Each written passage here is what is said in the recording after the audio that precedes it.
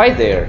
So today we will proceed directly with our discussion on chapter 2. Medyo behind na tayo, no? Okay, but anyway, we will try to cope up with this yung mga kulang natin, yung mga kulang na oras, okay? So, come on, let's proceed directly to our chapter 2, okay? So with this, I actually introduced last time what is an IDE or the Java. Okay, ito. As you can see in the screen, we have here the steps in writing a Java program.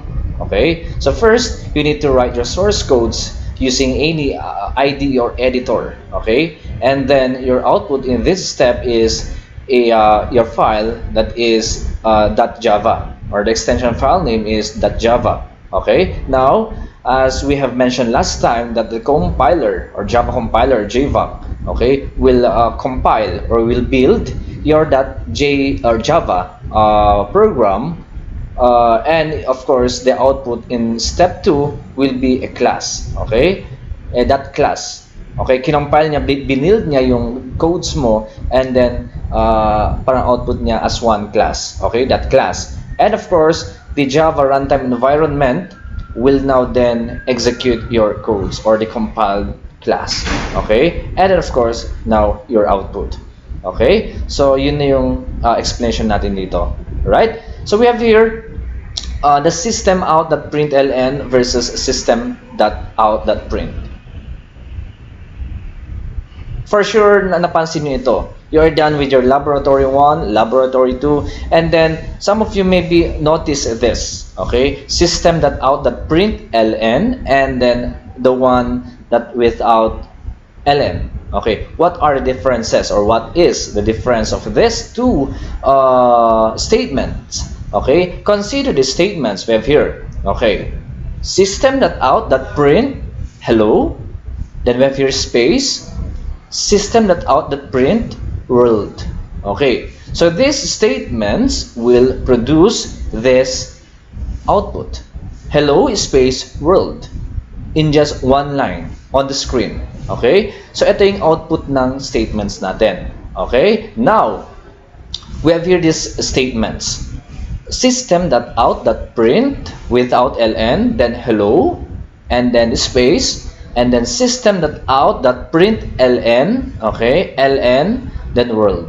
So the output for this statements is this one: hello, then we have here space, and then next line, the next the word world. Okay, we have here. So what is the difference? So system.out.print will just print your output on that same line. Okay, when we use ln, it will print this, okay, output on the next line. So ibig sabihin yung ln, mag-print yan, ipiprint niya sa next line. Okay, so that is the use or difference of the system.out.println and the other one that has no ln. ln means line, print line. All right, then we have here the escape sequence. Any character or combinations of characters with backslash followed by a letter, or any character or symbol, okay, ang tawag doon escape sequence. That's for example, okay, you have included backslash n in your code.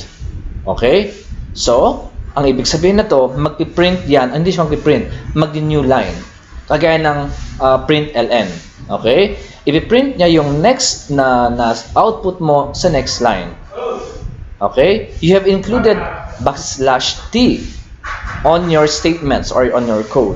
This will print tab. Okay, tab. For example, dito, the following table lists the common escapes. Nakalagay dito. Now, if I'm going to insert backslash t in this part, ang mangyayari dyan, and then maglalagay siya ng spaces, tab. Okay, indentation. Mag-indent bago niya itutuloy yung following the table list. Yan. So that is the use of the backslash t.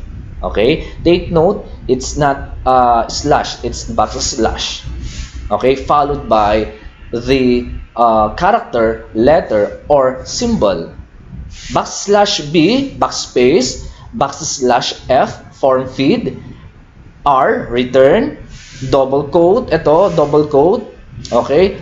It will add double quote on the output. Okay? Mag-add siya ng double quote. For example, you want to include or double quote or add double quote on this part, web here. Okay? So, magda-double quote ka dito. So, paano ka maglalagay? Mag-insert ng double quote. So, backslash double quote dito and backslash double quote dito. So, para i-enclose na yung escape ng double quote. Okay? So, that is the double quote. Same through with the single quote.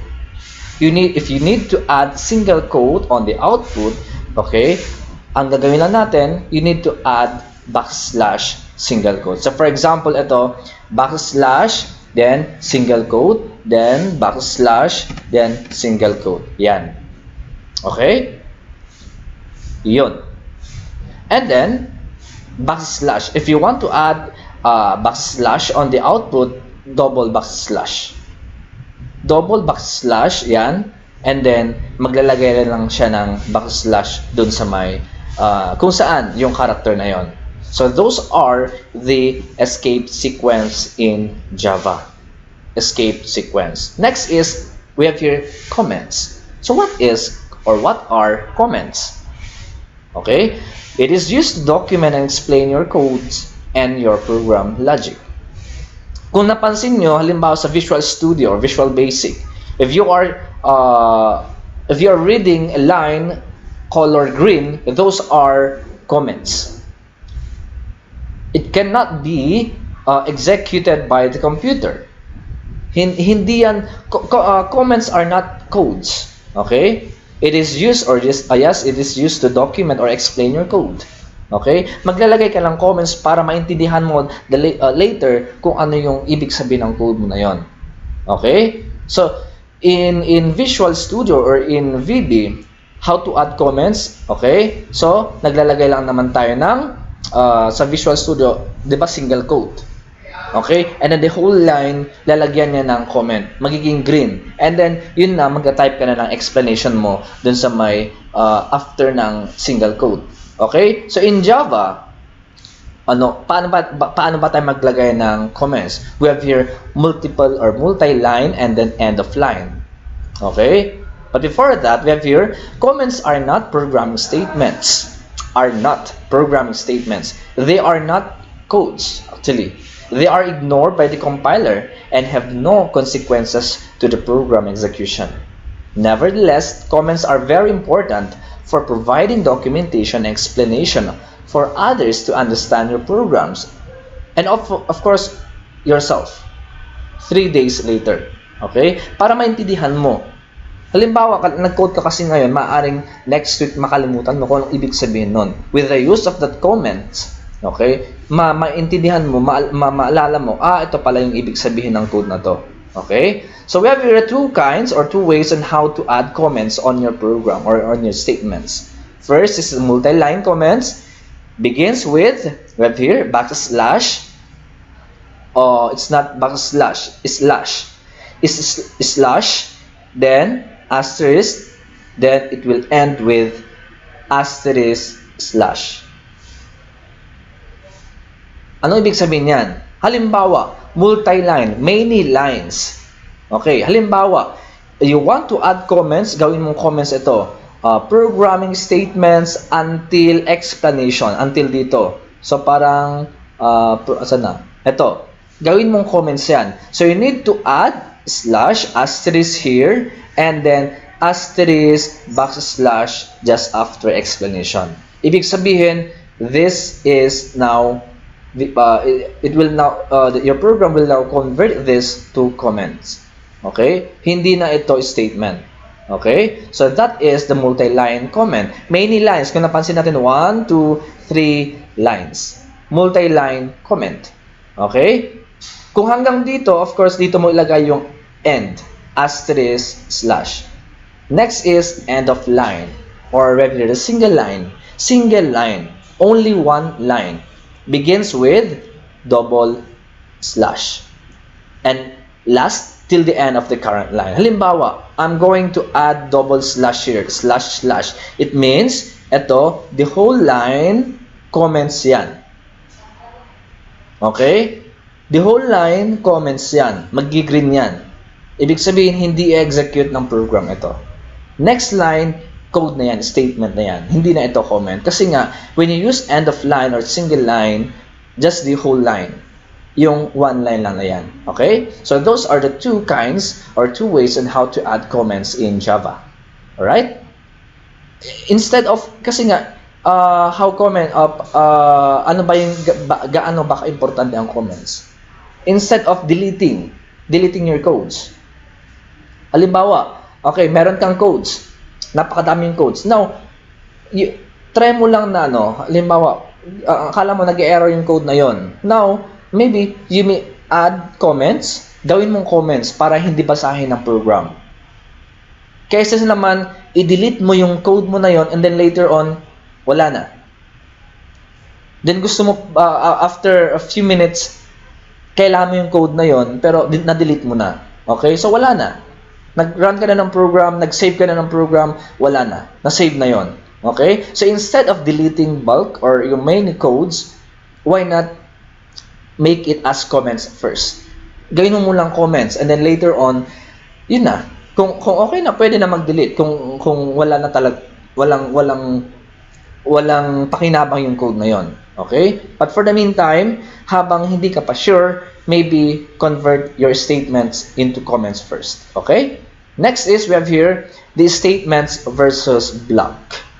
Statements and blocks. So what are the difference of this two? So statement, a programming statement is the smallest independent unit in the program, just like a sentence in the English.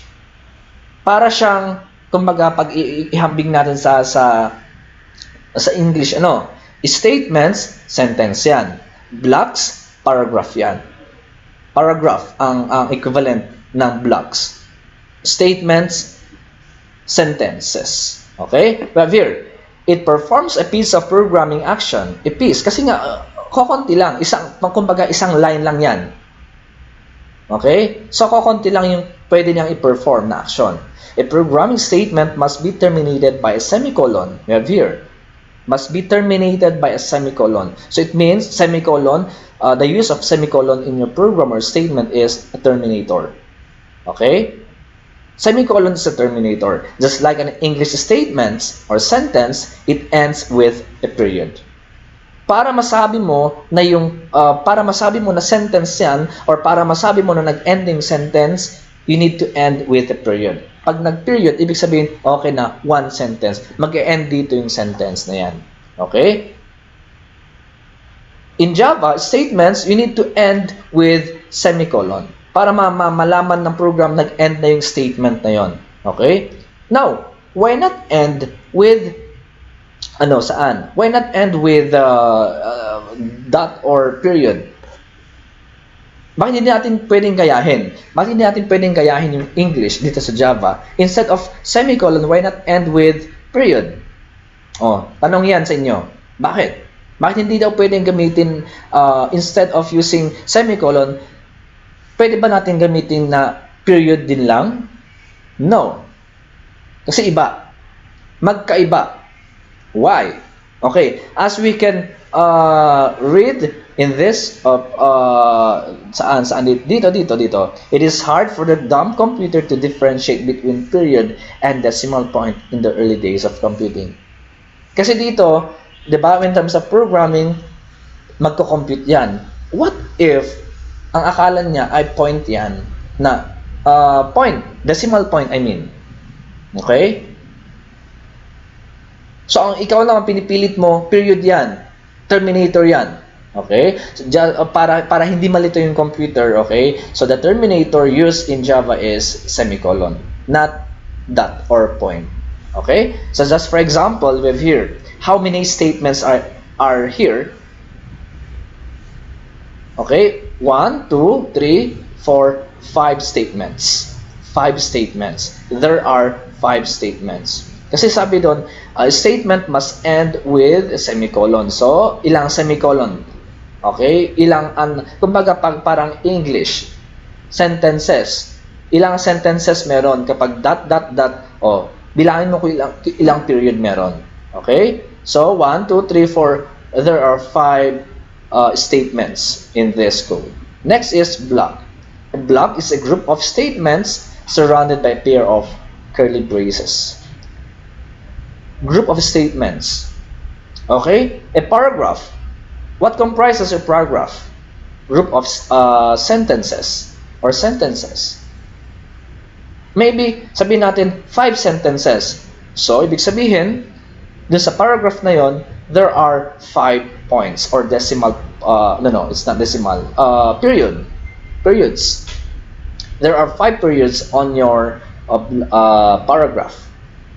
Kasi nga, 5 sentences. Same through with block. Group of statements surrounded by a curly braces. Surrounded by a curly braces naman. Dito natin malalaman na block yung block kapag merong curly braces. Tignan natin mamaya example. All statements inside the block is treated as one single unit. Kumbaga, iisa yung ginagawa nila. Okay? Blocks are used as the body in construct like class, method, if, else, and for loop, which may contain multiple statements but are treated as one unit or one body. Okay? And then, there is no need to put a semicolon after the closing brace to end a compound statements. Empty block, for example, no statement inside the braces is permitted. For example, we have here. Ito yan. So, malalaman natin na, okay, so ito yung kung makita nyo, there is no need to put semicolon. Ito. So, wala tayong nakikitang semicolon dyan. Walang makikitang semicolon dito. Okay? So, this is one block. Ito. Kasi may curly brace, open curly brace, close curly brace. Inside your curly braces are the statements. Okay? 1 statement, 2, 3 statements. Okay? So, ibig sabihin, ito, iisa yung sinasabi. Ito yung gagawin niya as one. So, parang one unit or one body. Okay? Another block, then another block. Yung mga yan. Okay? So, those are the difference of block and statements. Again, statement, it must end with semicolon. Block comprises of statements. And then, meron siyang braces or curly braces. Alright? Next, we have here white spaces and formatting your source codes. What are white spaces? White spaces. Blank, tab, new line. Those are white spaces. Paano? Tingnan natin. In Java, like most of the computing language, ignores extra white spaces. That is, multiple contiguous white spaces are treated as a single white space. You need to use a white space to separate two keywords or tokens to avoid ambiguity. For example, ito. Okay, int space sum equal 0. Okay? Pag pinagsama mo yan, walang space, kagaya nito, int sum, malilito yung computer. Ano kayang ibig sabihin nun? And then, your purpose here is to declare sum as integer. Okay? So, naglalagay tayo ng space. So, space, blank, or space, ito, tawag dito, white space actually. Okay? Double, average. So, merong space between the two words. Okay? So, white space din ang mga yan. Or, white space din ito. Okay? Additional white spaces and extra lines are, however, ignored. That's for example, ito. Saan na? Ito. May mga spaces, napakaraming spaces are ignored by the compiler. Ini-ignore ng computer yan. Okay? So, okay lang na ganyan. Para halimbawa, kasi nag-add din tayo ng white spaces for the readability of your codes.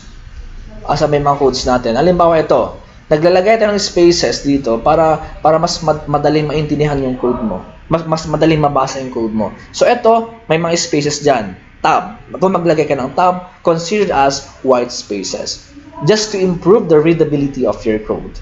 Okay? So that is, or those are the uses of white spaces. Again, white spaces are blank, tab, and new line, considered as white spaces. Formatting your source code. As mentioned, extra white spaces are ignored and have no computational significance. So okay lang daw yung mga white spaces. However, proper indentation with tabs and blanks and extra empty lines greatly improves the readability of the program. Ito yung sinasabi ko kanina.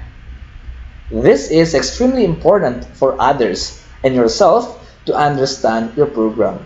For example, the following one-line Hello World program works, but can be read and understand the program, or but can you read? Ito, yan. So this code will print Hello World. I-print lang niya Hello World. Naintindihan mo? Okay, siguro pagtitigan mo na maayos. Okay? Pero kapag maglagay tayo ng braces, ng mga spaces, limbawa dito, ilagay natin sa baba, ito, next line, and then next line. So parang ganito yung tsura niya. Ito, maglagay tayo ng ganyan, okay? Mas madali maintindihan. So you need to format your code. Di porket magaling ka ng program, tuloy-tuloy na. How about the others? Basahin nila yung code mo. After a week, balikan mo yung code mo. Naiintindihan mo ba? Okay? You need to format your code para mas ma-improve yung readability niya. Alright?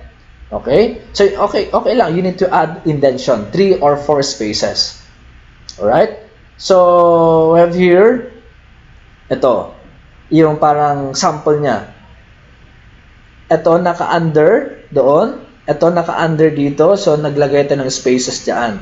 Ito, naka-under doon. So, naglagay tayo ng spaces. Okay? So, parang ganon. Alright? Next is variables and types or data types. So, what are variables? Again, we have discussed, or you have discussed during the programming 1, 2, and 3, 4, 5. Okay? Ang gamit ng variable. Ano ba ang variable? So, computer programs manipulate or process data. Yes, computer processes data. Now, paano ba siya nagpa-process ng data? Ano ba yung ginagamit niya? It uses variables to store this piece of data for processing. It is called variable because you can change the value stored. So when you say variable, the value is stored in that variable is modifiable. You can change the value inside that variable. Okay? More precisely, a variable is named storage location that stores a value of a particular data type. In other words, a variable has name, okay, not just name, it has a type, and it stores a value. Again, a variable has its own name, a data type, or a type, and it stores a value. Yun yung variables natin, or variable. Right? Again, so in variable, this is used by the programmer or your computer or program to store data. And it is modifiable. Okay? A variable has name or identifier. So for example, radius, area, age, height. Yun yung pangalan ng variable. The name is needed to uniquely identify each variable so as to assign a value to the variable. Example we have here, radius, and then you assign a value 1.2. Okay, ito yung paano mag-assign ng value to variable. Okay, later on we will tackle the assignment operator, the equal sign. Okay, so we have mentioned that a variable has its own type. So we have here different types or data types used in variable.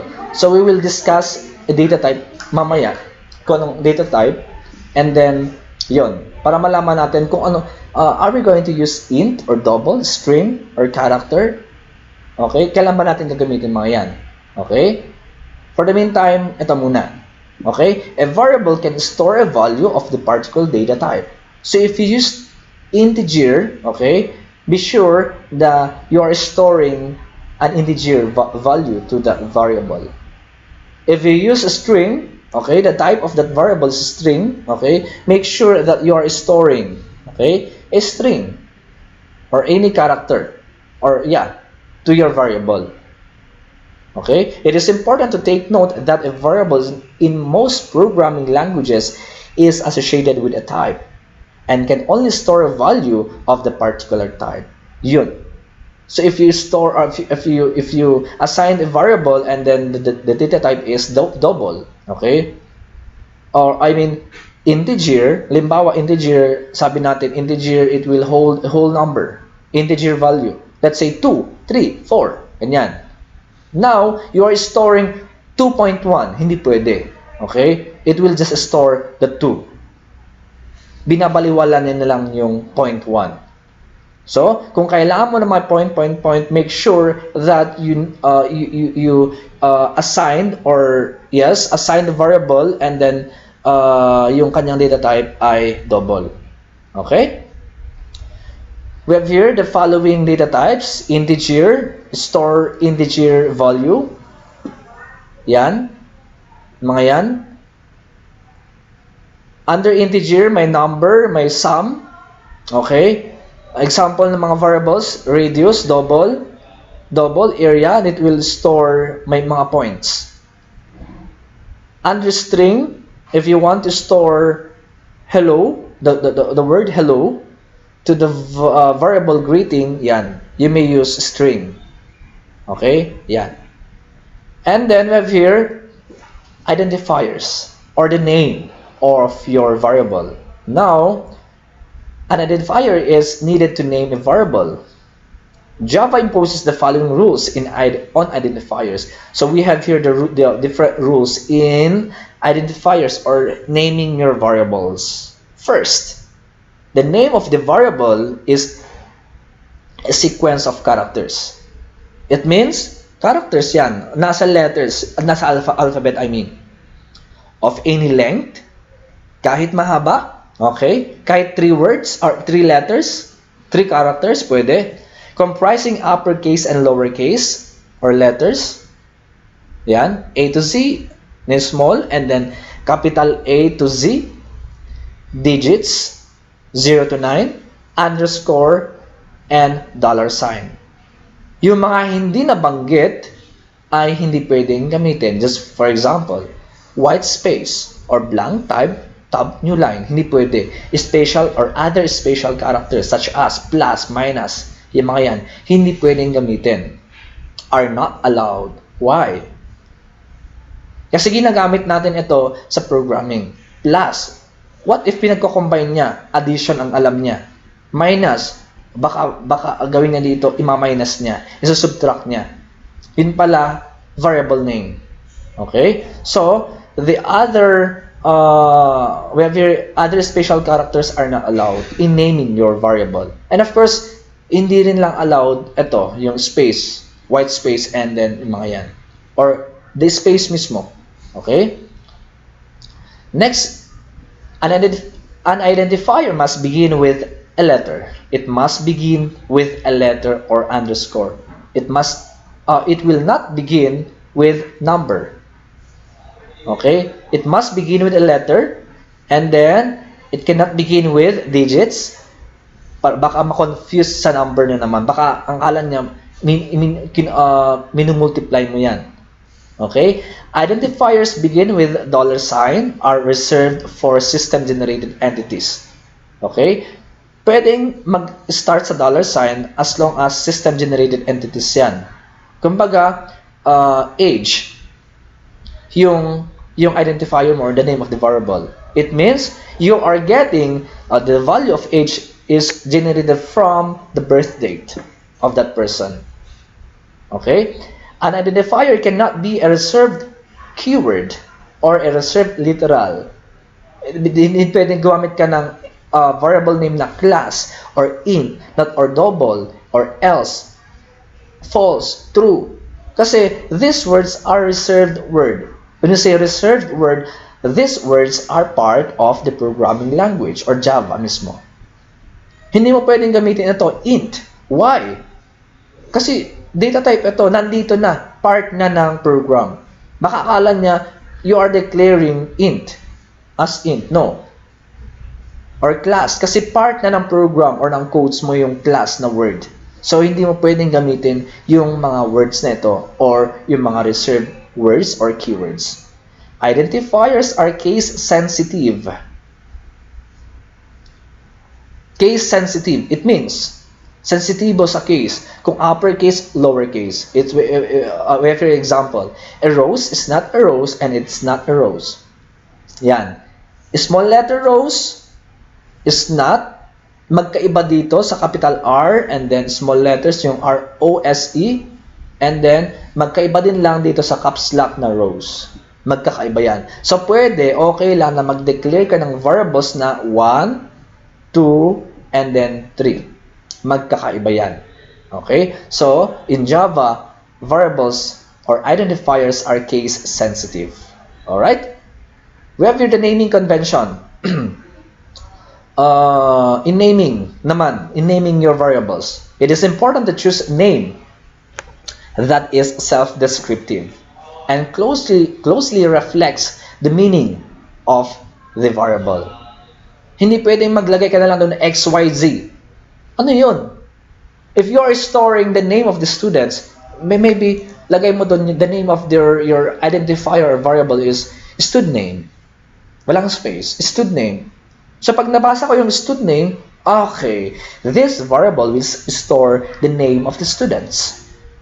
Yun. So, it must be self-descriptive. Hindi kung ano-anong linagay mo doon na variable.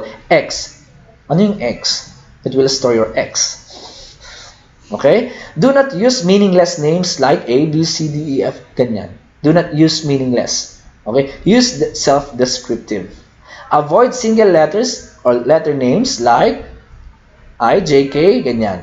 Which is easier to type but often meaningless. Kasi later on, ikaw mismo malilito. Pag nabasa mo, ano kaya ang X? Ano kaya itong B na to, variable B? Ano kayang i-store nito? Later on, ikaw din lang ang malilito kung ano kaya ang ibig sabihin nun. Kung ano kayang ini-store ng variable na yun. So, use self-descriptive variable. You may use I. You may use I for index. Okay? Kasi, ayan. For index, the short name for index is I. So, you may use I variable. You may use X and then Y, Z for the coordinates. X coordinate, Y coordinates. Okay, yan. Others, hindi yan, recommended na gamitin. Right? So, use singular and plural nouns prudently to differentiate between singular and plural variables. For example, you may use the variable row to refer to the single row number and the variable rows to refer. Okay. Pwede kang gumamit ng, yun nga, row, kung isang row lang yan. Kung i-store mo yung different rows, you may use the plural part or anong tawag dito? Yan, rows with S. Now, in declaring your variable, how to declare your variable? We have here example. If you are going to declare option as integer, we have here the way on how to declare your variable is int space option and then the semicolon. It means you are declaring option as integer. It means you are declaring these variables sum, difference, product, quotient as double. So, pwedeng ganyan, isa lang. Pwedeng maramihan with the use of, okay, yan, comma. And then, you may also declare a variable plus, at the same time, you assign a value. Just for example, this. You are declaring magic number as integer, and then you are at the same time, you are declaring the value of magic number to 88. Okay? Or this one. String, you are declaring greeting message as a string that will hold hi. And at the same time, ito. Yan, another variable, quit message. And then the value is bye. Okay? So, yun yung mga paraan kung paano tayo mag-declare ng variable. So, Java is a strongly typed language. strongly typed language. It means, okay, you need to declare the variable. Strongly typed. Kailangan mo i-declare yung variable bago mo gamitin. Once the type of the variable is declared, it can only store the value belonging to this particular type. Pag dineclare mo, sabi ko kanina, pag dineclare mo na integer, integer lang ang pwedeng store. Hindi ka pwedeng mag-store ng letter. Hindi ka pwedeng mag-store ng my point or ng may decimal point. Okay? So, yun lang ang pwede mong store. Otherwise, use the proper type. Kung gusto mo mag-store ng decimal point, use double, float. Okay? Huwag mong ipilit yung integer. Each variable can only be declared once. Each variable. Hindi pwedeng paulit-ulit mo dinideclare yung variable na yan. You can declare a variable anywhere inside the program as long as it's declared before use. You can declare that variable inside the program, okay? As long as, bago mo gamitin, you need to declare. Bago mo gamitin, you need to declare it first. Hindi pwedeng gamitin mo sa first line and then tsaka mo i-declare sa second line. No, mag-error yung program. You need to declare, okay, bago mo gamitin. So, mas mauna, let's say, nasa 4th line yung declaration, nasa 7th line yung gagamitin mo na. Okay yan. Hindi pwedeng mas mauna yung gamitin mo bago mo i-declare. Okay? A variable declaration statement begins with a type and works for only the type. In other words, you cannot declare variables of two different types in single declaration. It means, ito yung sample natin. Kapag nag-declare ka ng double, sum, yan. Okay? It means, lahat ng mga variables na to ay double. Hindi pwedeng double sum and then int difference and then double product. No. Iisa lang dapat. Sa single line, kung ang linagay mo dito double, ibig sabihin yung mga to lahat na double. Okay? And then, yun na yun. Next, constants. We have the term variable and then next we have here constants. So what are the differences of the two, variables and constants? Constant are non-modifiable variable. Same. Constants are variables, but, okay, it's non-modifiable. Kung ang variable, pwede mong, let's say, x gets the value of 1, and then, line 1 yon, line 2, x gets the value of 2. Now, the value or the new value of x is 2. Kasi nga, from first line na 1, next line, 2, pinalitan ko yung 1, naging 2. So, okay, variable yan. So, pwede kong palitan. Now, if you want to use or to add a value to a constant, yung variable na yon, gawin natin constant, it means hindi ka pwedeng mag-change ng value. Kumbaga, kung ano yung value dun sa first line, yun na yung value niya until the last line. Until matapos yung program. So now, declare it as constant. Just for example, ang pi. Yan. May narinig ba tayo na ang pi na tinuro ng first year ay umiba yung value niya nung nandun tayo sa second year? Wala. Ibig sabihin, you may declare pi as constant. Para hindi pwedeng mapalitan yung kanyang value. So, how to declare constant?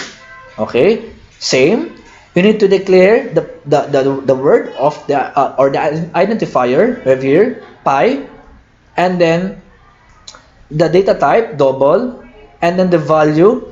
But then, bago yung type, merong word na final. So, the word final makes pi as constant. Okay? Naming convention, caps locks. Use uppercase words joined with underscore. For example, mean, value, max, size for the constant naming convention.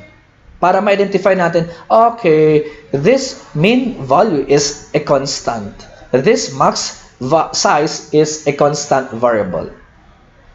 Alright? Next, we have your expression. Anong expression mo? Expressions is a combination of operators such as plus, subtraction, multiplication, division, and operands. that can be evaluated to yield a single value of a certain type. So for example, 1 plus 2 times 3, this is an expression. Yan, this is an expression. Another expression. So those are expressions. Combinations. Combinations of yung mga yon. Okay? Kapag meron tayong may mga combinations na ganito, expressions ang tawag. Okay? With your assignment, it's not your assignment, how to assign a value to a variable or identifier. So we will be using the assignment operator. To assign a value, assign a literal value of the right or RHS, right hand, okay, to a variable of the LHS. Example, we have here, x gets the value of 1, okay? So pwedeng ganito. You're assigning 1 to x from right to left. Right, then to left. Okay? Evaluates an expression of the RHS, the right hand. Okay? I-evaluate niya muna ito, yung right, and then it will now assign the resultant value dun sa left. Okay. Example, we have here. Ito, you are assigning, we have here the, hindi natin ha, ito yung left, ito yung right.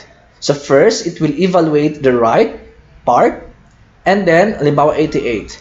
And then, i-assign nyo yung 88 dun sa number. So what is the value of number? It's 88. Let's say, print dito sa line na to, print number. So it will print 88. Another, we have here, with an expression. Ito, literal value.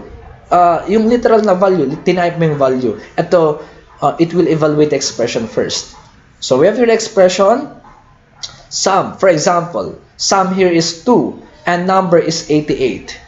88 number, sum is 2. Okay, what is sum? 2 plus, what is number? 88. So 88 plus 2, 90. So it will evaluate first the expression, and then yung 90 na yon, ipapasa niya dun sa sum, dun sa left. So what is the value of sum? 90. Okay? So that is the assignment operator. So we use equal sign to assign a value to a variable. Alright? Okay. Okay, we have here, in Java, the equal symbol is known as the assignment operator. The meaning of equal in programming is different from mathematics. So that is your assignment. You need to know why equal sign is different from in Java, in programming, that the equal sign is different from mathematics. And then, okay, the primitive types, primitive data types. We have here byte, short, int, long, float, double, character, boolean. Okay, so as we can see here, we have here the primitive types. So under primitive types, we have two types, boolean and number. So as we all know, boolean, it will store only two values. It's either true or false. Yun lang. Hindi ka pwede mag-store ng kung ano-ano, kung anong letter yan. It will just will only store true and false only. Yun lang. Another type or primitive type is number. Under this type, under number, we have here integer or floating point. Okay? Floating point, yung mga may points. Kung gusto mo, number yan, yes. 1.5 and then 1, considered as number yan. Again, yung 1, okay? And then 5.5, considered as number. Yan. So, we have here two types of number, integer and floating point. Kung gusto mo mag-store ng my point, you may use float or double. Kung gusto mong whole number, integer, or the we have here. Yan, integer. Byte, short, int, long, char, float, double. Again, primitive type, we have two types, boolean and number. Under number, we have integer and floating point. Under floating point, we have here, we have float and double, may point, decimal point. Alright? So, tapos na pala. Okay. So, again, we have discussed the start as task. The steps on how to do your programming on Java and here, kung ano yung nangyayari. And then the escape sequence, we have differentiate statement and block, white spaces also, then formatting your codes, and then we have differentiate variables and constant. We also discussed the naming convention of a variable, the rules in naming your variable, and of course, ito na, yung different primitive types or data types. Okay? So, if you have questions regarding this chapter 2, or this discussion, just comment below or just PM me or do sa GC na lang para mas mabasa na lahat, para anyone can answer. And then kung walang sasagot, of course, ako yung sasagot. Yun yung part ng learning yan. Maybe yung classmates ninyo ang magbabasa or ako, ang magsasagot dun sa question mo or ako yung sasagot. Parts of learning. Alright? So, see you again sa susunod na discussion. So, for now, yun. And then, abangan nyo na naman ang activity or assignment dun sa Edmodo. I will be posting soon. Alright? Paalam!